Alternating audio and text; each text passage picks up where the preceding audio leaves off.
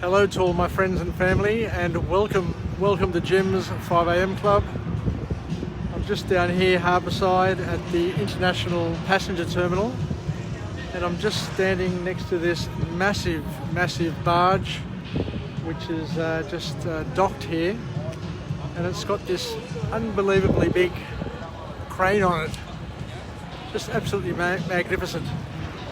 Anyway, they're doing some work down here. Not sure what sort of work they're doing, but time will show us the activity that's happening here at the moment.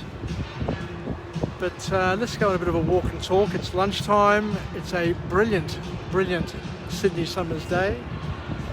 This morning's cloud has been blown away, and as you can see, the sky is blue, and the sun is shimmering off Sydney Harbour, and the ferries are going back and forward. So let's just move off and go on a bit of a walk and talk and cover a book. And the book summary that I want to cover today with us is called The Personality Brokers, written by Merve Emre. Merve Emre is the author of this book called The Personality Brokers, and it's a deep dive and a look into a lot of the personality tests and all of those sorts of things that have been doing the rounds for many years, and what we can learn from them.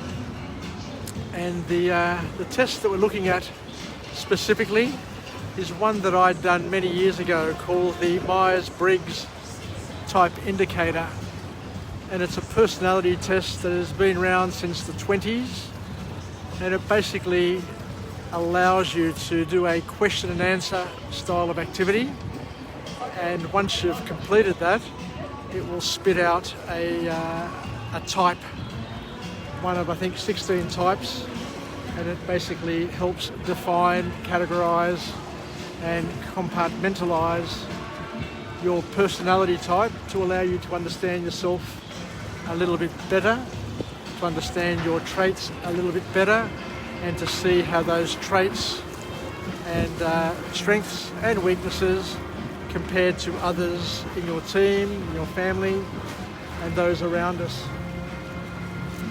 Anyway, so I was very interested to see, because I worked in a recruitment company many years ago which does aptitude tests and all of these other sorts of tests, and I've always been skeptical of the tests in terms of what they tell us, what they teach us, given that I've seen over my lifetime, people grow and flourish and become absolute cracker leaders in their field.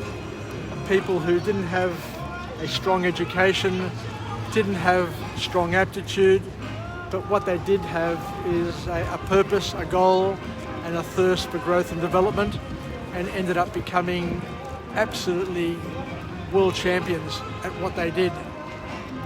So the first point that the author makes in this interesting book is that the test, the Myers-Briggs test, is based on questionable methods that are not scientific and are based on Carl Jung's tenets, a philosopher from I think back in the 50s or 60s. So it's interesting just to see how this book basically rips apart this whole philosophy of testing and personality and analysis, and gives us a deeper look at the games that are being played, and to understand that a lot of this sort of thing isn't quite as strong and as important as many people had once placed emphasis on. So a very powerful thing to understand and to look at. And let's just go do a bit of a deeper dive and understand things a little bit better.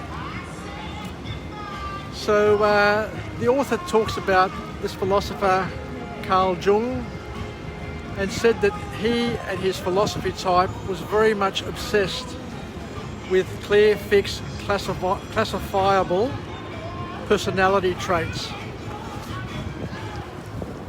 putting people into a box basically, and saying, well, this is who you are based on the answers that you've provided in this test, and this is who you're deemed to be forever and a day.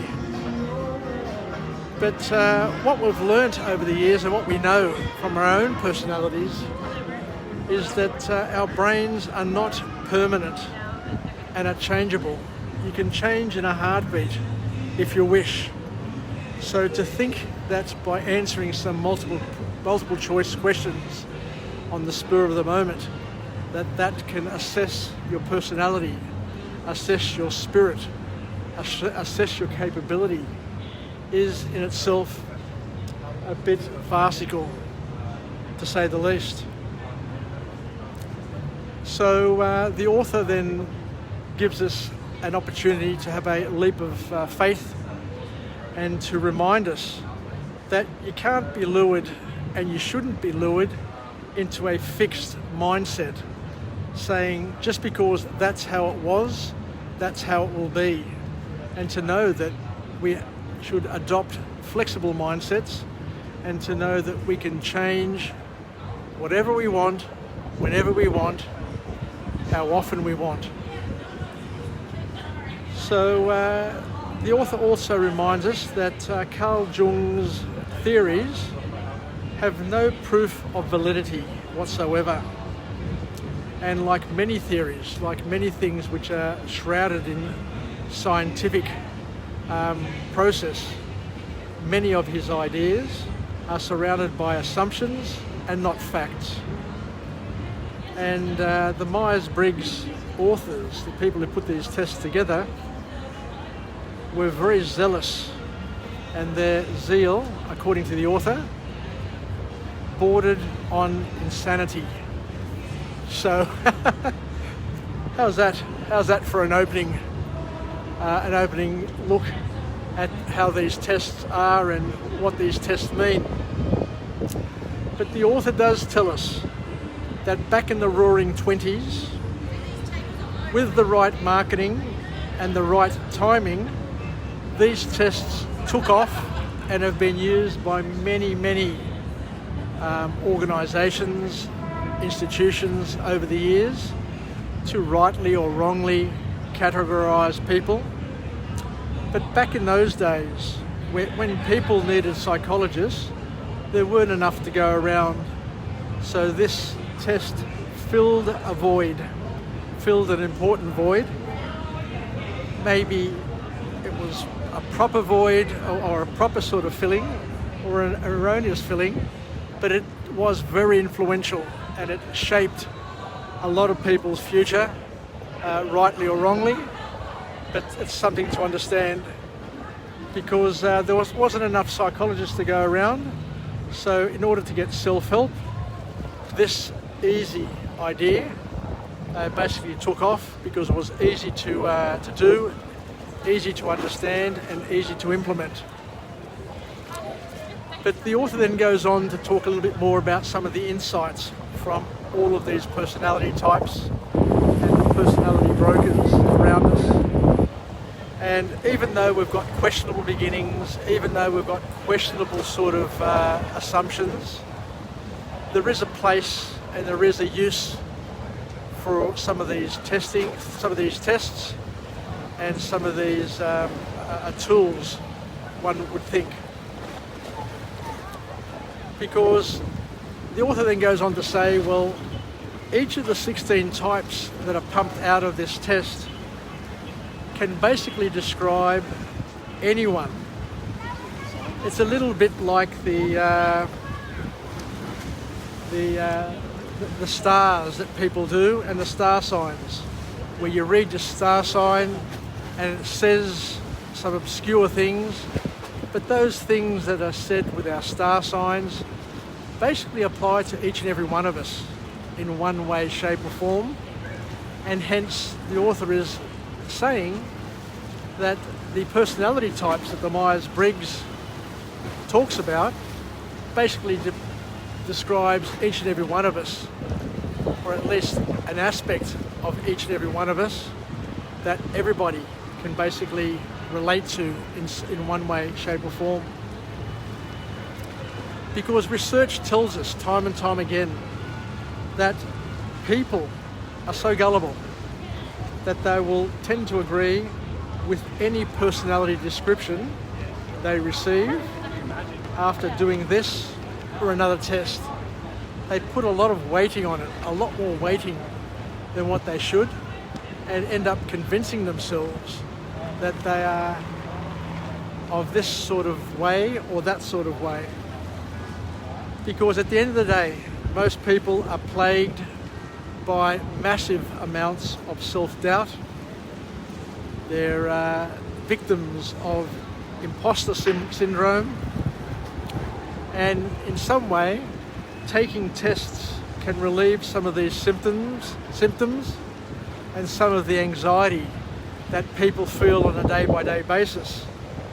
And by doing a test and focusing on self-acceptance and self-justification, regardless of whether or not it's right, wrong, productive, unproductive, in a way, just being able to accept your station in life and not worry about it as much and just get on with your life, in itself, that in itself is a help for many people.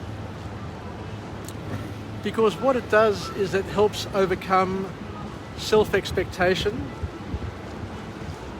and by accepting how we are based on the outcomes of these tests, then you don't have to push too hard to change, and as we said before, you can just get on with life and not spend the rest of your times worrying about your past and living with anxiety about your future.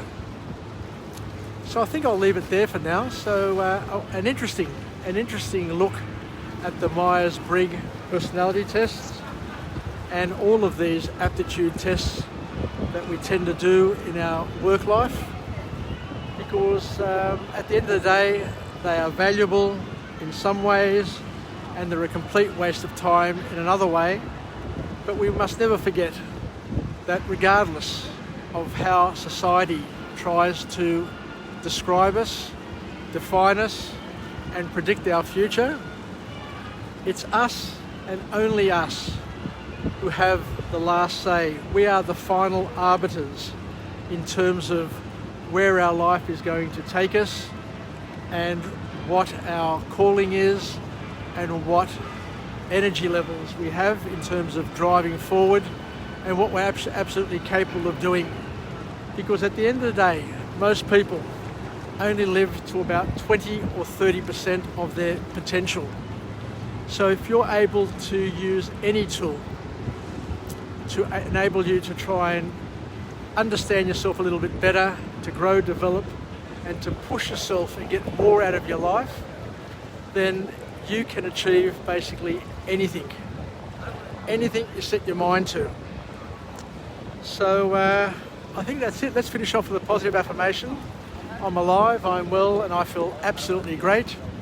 To my friends and family, stay connected, stay relevant, stay reasonable, and most importantly, let's learn from some of the findings, some of the insights that we took from this book summary, and know that it's up to us. As long as your goals are aligned with your values and you take action and you are committed to incremental growth and activity on a daily basis, and you take feedback and leverage feedback, then your future is whatever you want it to be, as long as you continue to work in a deliberate fashion to move in a direction that you're destined to end up or to go. So thank you very much for joining me, and I look forward to coming to you again from a different location with a different message on Jim's 5am Club, and see where it leads us, where it takes us, as long as it puts wind beneath our wings and helps us get through the morning, get through the day, and move towards our calling and to our goals. Take care. Good luck here from Jim, and we'll chat again. Bye for now.